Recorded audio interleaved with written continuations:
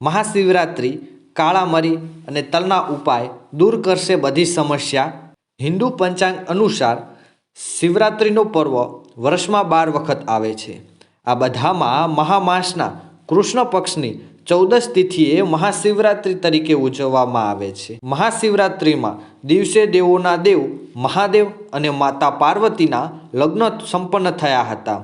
આ વખતે મહાશિવરાત્રિ 8 માર્ચના રોજ ઉજવવામાં આવે છે। જો તમે ઈચ્છો છો કે તમારી દરેક મનોકામના પૂરી થાય, જીવનમાં આવી રહેલ કલેશ દૂર થાય, તો મહાશિવરાત્રિના દિવસે કાળા મરી અને કાળા તલના કેટલાક ઉપાય તમારા માટે ફાયદાકારક હોઈ શકે છે।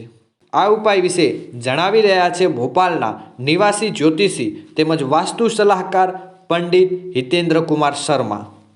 મહાશિવરાત્રિ પર કરો આ 3 સરળ ઉપાય।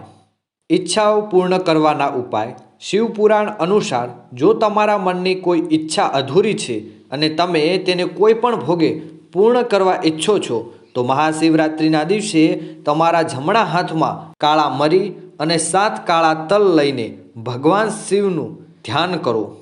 તમારી ઈચ્છા પર ધ્યાન આપો એ બોલો અને આ કાળા મરી અને કાળા તલ શિવલિંગ પર ચડાવો। આ ઉપાય આગામી માસિક શિવરાત્રિ સુધી તમારી મનોકામનાઓ પૂર્ણ થઈ શકે છે।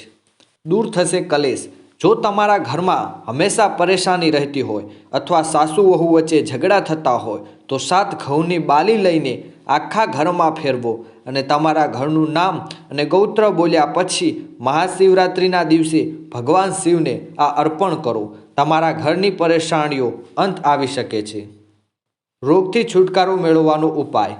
જો તમે વારંવાર બીમારી રહેતા હો અથવા તમારા પરિવારનો કોઈ સભ્ય કોઈ પણ બહારની બીમારીઓથી પીડિત હોય, તો ડૉક્ટરની દવાની સામે મહાશિવરાત્રિના દિવસે 7 બોર લઈને બપોરે 12 વાગે બીમારી વ્યક્તિને 7 વાર ફેરવી શિવલિંગ પર ચડાવો।